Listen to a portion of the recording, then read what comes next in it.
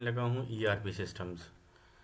ERP systems क्या हैं? ये बेसिकली इंटरप्राइज रिसोर्स प्लानिंग है, जिसके ज़रिए से आप पूरे के पूरे अपने सिस्टम को ऑर्गेनाइज कर सकते हैं। अगर आपके पास कोई इंस्टीट्यूट है या एजुकेशन इंस्टीट्यूट है या आपका कोई बिजनेस है या कोई आप प्रोडक्ट सेल कर रहे हैं या प्रोडक्ट बना रहे हैं या बेच रहे हैं, if you are a seller, if you are a merchandiser, if you are a educationist, if you are a programmer. और आप एक एजुकेशनिस्ट हैं, एक तालीमी इदारा रन कर रहे हैं, तो एक तालीमी इदारे को चलाने के लिए आपको एक ईआरपी सिस्टम की ज़रूरत पड़ती है। ये ईआरपी क्या है? ये एक एंटरप्राइज रिसोर्स प्लानिंग सॉफ्टवेयर है जो कि इन्हांस करता है आपकी एजुकेशनल मैनेजमेंट सिस्टम को। अच्छा, इसकी ईआरपी क्या है? इन डेफिनेशन इसकी ये बनती है, इंटरप्राइज रिसोर्स प्लानिंग सिस्टम। ये कंप्लीट एक सॉफ्टवेयर होता है। सॉफ्टवेयर आप बनाते हैं पाइथन प्रोग्रामिंग में, जांगो यूज़ में। मैंने अभी एक प्रोडक्ट सेलिंग का बनाया, वो मैं भी आपसे उसका डेमोस्ट्रेशन भी अभी देता हूँ मैं आपको।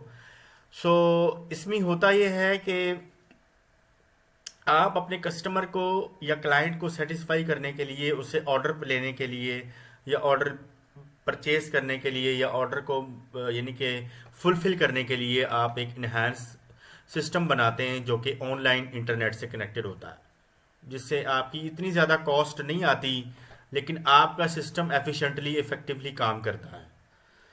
इसका पर्पस क्या है? Significance of ERP system in educational institutions. अच्छा, नीड फॉर ईआरपी। ईआरपी की हमें ज़रूरत क्यों पड़ती है? इसके चैलेंजेस हमें होते हैं डाटा, इसको हमें डाटा की ज़रूरत होती है, हमें डाटा चाहिए होता है। इनएफिशिएंट प्रोसेसेस होते हैं, लैक ऑफ इंटीग्रेशन। अगर हमारे पास इससे ईआरपी सिस्टम जब नहीं था, जब हमारे पास मैनुअल फाइल सिस्टम्स थी, तो उसमें हमारे पास डाटा जो था वो सेग्रीगेट था, यानी कि इंडिविजुअल फाइलें होती थी और उनके प्रोसेस इनएफिशिएंट होते थे और हमारे पास कम्युनिकेशन गैप एग्जिस्ट करता था और इनको मैनेज और ऑर्गेनाइज करने के लिए काफ़ी ज़्यादा इश्यूज और चैलेंजेस का सामना था। लेकिन जब ईआरपी सिस्टम को बनाया गया तो इसके फ़ायदे ये हुए कि ईआरपी जो है वो आपका डाटा मैनेजमेंट को इम्प्रूव करता है, स्ट्रीमलाइन प्रोसेस, आपके प्रोसेस को स्ट्रीमलाइन करता है, इन्हांस डिसीजन मेकिंग।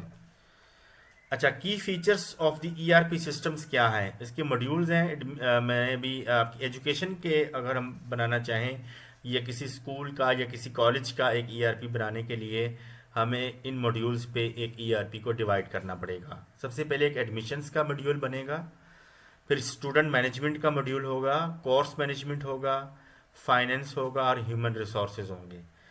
तो ये कुल मिलाकर 5 मॉड्यूल्स बनेंगे, तो एक ईआरपी सिस्टम काम करेगा फॉर द एजुकेशनल इंस्टीट्यूट। ये मॉड्यूल इंटरैक्ट किस तरह से करेंगे? For Python programming for ERP development के लिए पाइथन क्यों हम चूज़ कर रहे हैं? हमें सैप की बात नहीं की हमने, पावर बीआई की बात नहीं की हमने, ओरेकल की बात क्यों नहीं कर रहे हम लोग? एसक्यूएल की सर्वर मैनेजमेंट स्टूडियो की बात नहीं कर रहे। पाइथन सिंप्लिसिटी है, पाइथन फास्ट है, पाइथन प्रोग्रामिंग एडवांस है। पाइथन की बात इसलिए कर रहे हैं कि पाइथन के अंदर एआई है, आर्टिफिशियल इंटेलिजेंस है।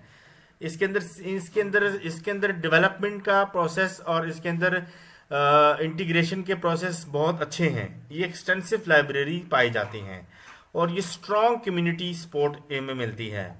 और इसके फ्रेमवर्क जो हम यूज़ करेंगे वो जांगो है और फ्लास्क है। अच्छा, ओवरव्यू सिस्टम आर्किटेक्चर है, क्लाइंट सर्वर आर्किटेक्चर डायग्राम इसकी है, components black backend database server side logic बनती है। फ्रंट एंड में आप कोई भी बना सकते हैं, एचटीएमएल वगैरह। स्क्रीन शॉट्स और मॉकअप हम इसमें डाल सकते हैं। User experience focus design that caters to user needs. Database हम माइस्क्यूएल ले सकते हैं और पोस्टग्रेसक्यूएल, दोनों रिलेशनल डेटाबेस सिस्टम्स हैं। इसके अंदर डाटा स्ट्रक्चर्स आपका स्टूडेंट का, कोर्सेज का और ग्रेड्स का बन सकता है, इनके रिलेशनशिप मैपिंग बनेगी। और इसके डेवलपमेंट फेजेस में रिक्वायरमेंट गैदरिंग, हमें रिक्वायरमेंट पता करनी पड़ेगी कि एक इंस्टीट्यूट को कौन कौन सी चीज़ें रिक्वायर्ड हैं, डिज़ाइन बनेगा, इम्प्लीमेंटेशन है और ये टेस्टिंग है। ऑपरेशनल एफिशिएंसी है, स्ट्रीमलाइन और प्रोसेसेस हैं, data driven decision, improved analytics and reporting capabilities. यानी कि आपका ईआरपी सिस्टम इस काबिल हो, उसके अंदर सिस्टम इस तरीके से डेवलप किए जाएं कि वो डाटा ड्रिवन डिसीजन मेकिंग कर सकें, रिपोर्ट कर सके, बता सके कि अभी इंस्टीट्यूट में इतने एडमिशन्स हो गए हैं, इतने बच्चों पास हुए हैं, इतने फेल हो गए हैं, इतनी सक्सेसफुल ए ग्रेड्स वाले ये बच्चे हैं, सी वाले ये हैं, डी वाले ये हैं, बी वाले ये हैं, इतनी की फ़ीस जमा हो गई है, इतने की फ़ीस रहती है। तो एक स्ट्रीम लाइन करता है पूरे के पूरे प्रोसेस को। तो सक्सेस स्टोरी ये है कि institute that successfully implemented an ERP system using Python, measurable outcomes, time save करता है और इनकेसेबल स्केलेबिलिटी देता है आपको, और टेक्नोलॉजीज इंटीग्रेशन होती है। पाइथन की बात मैंने इसलिए की कि पाइथन एआई ड्रिवन है, आर्टिफिशियल इंटेलिजेंस है, मशीन लर्निंग है, इसके हम प्रेडिक्टिव एनालिटिक्स कर सकते हैं जो कि सैप और आपका ओरेकल नहीं कर सकता, अज्यूर नहीं कर सकता, अमेजोन नहीं कर सकता, पाइथन ही कर सकती है। तो मैंने अभी एक सॉफ्टवेयर बनाया है, वो मैं उसका डेमोस्ट्रेशन आपको देने वाला हूँ। तो अगर कोई क्वेश्चन आंसर है तो आप कमेंट्स में लिख सकते हैं वीडियो में, तो मुझसे कांटेक्ट कर सकते हैं आप, रब्ता कर। मैं अभी आपको डेमोस्ट्रेशन इसका देता हूँ। विजुअल स्टूडियो में मैंने एक सॉफ्टवेयर बनाया है प्रोडक्ट सेलिंग का, ये मैं अभी आपसे शेयर करता हूँ।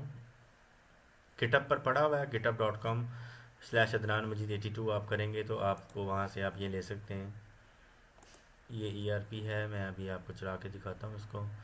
इसका सबसे पहले मॉडल्स बनाया था मैंने, मॉडल है एम्प्लॉयज़ है, और प्रोडक्ट का मॉडल है, सेल का मॉडल है, ठीक है, और व्यूज़ हैं। व्यूज़ बेसिकली एक एम्प्लॉय का व्यू है जो रिटर्न करेगा रेंडर टेम्पलेट employees.html, और ऐड एम्प्लॉय का मॉडल है जो रिटर्न करेगा ऐड एम्प्लॉय HTML।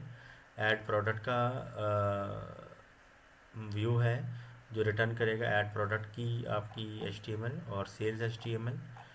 ये हमारा व्यूज़ हैं और ये इसकी URLs हैं, ठीक है जी, एम्प्लॉयज़ और ऐड एम्प्लॉय, और ये मेन URL हैं और ये HTML फाइल्स हैं इसकी, ठीक है जी।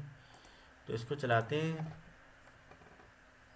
Python manage.py run server. तो मैं इसको चलाता हूँ अभी यहाँ से।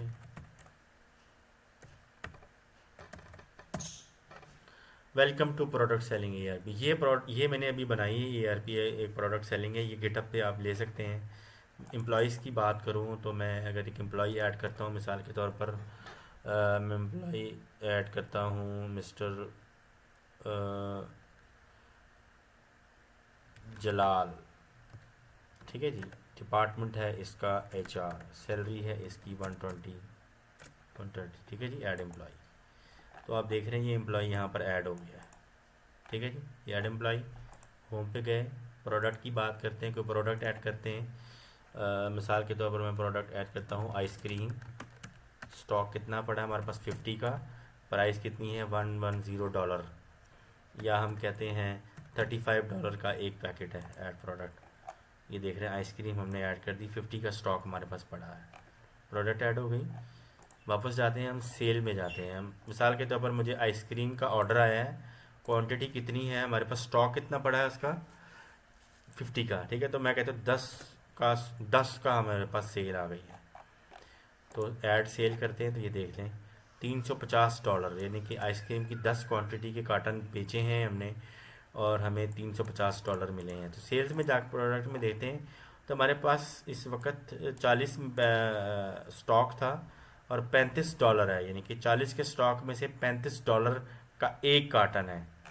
तो हम दोबारा वापस जाते हैं सेल्स में, तो हमारे पास $350, यानी कि कैलकुलेटर करते हैं कि 10 आइसक्रीम हमने बेची हैं और $335 की है वो है, 10 ज़रब 35 से $350 बनता है। तो ये बिल्कुल सही काम कर रही है ऐप। तो ये एक सादा सिंपल सी एक प्रोडक्ट सेलिंग ERP है जिसमें आप एम्प्लॉयज़ ऐड कर सकते हैं, जो प्रोडक्ट आप बेच रहे हैं वो ऐड हो सकती है, जो सेल्स कर रहे हैं वो सेल्स आप यहाँ से ऐड कर सकते हैं। तो उम्मीद करता हूँ ये ERP आपको, ये मैंने जांगो में बनाया है और कोड आप गिटहब से ले सकते हैं। इसकी HTMLs वगैरह अवेलेबल हैं, प्रोडक्ट्स की HTML है, सेल्स है, ये पब्लिकली अवेलेबल है। तो मुझे उम्मीद है कि ये आपको मेरा लेक्चर अच्छा लगा है, तो आपने चैनल को लाइक और सब्सक्राइब ज़रूर करना है।